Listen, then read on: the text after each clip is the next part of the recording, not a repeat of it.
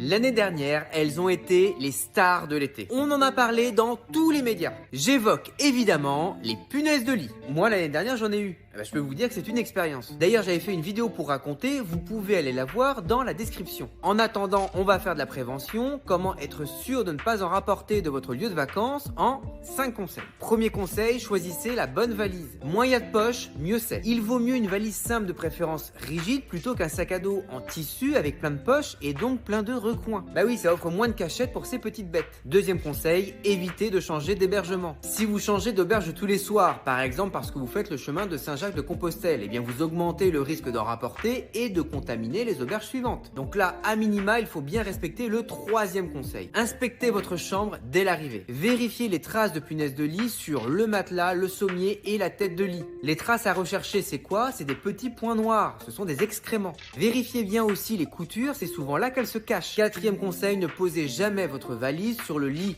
Dans les hôtels, il y a souvent des supports pour poser les valises et sinon, vous mettez votre valise dans la salle de bain. Cinquième conseil, si vous suspectez la présence de punaises de lit, par exemple parce que vous avez été piqué.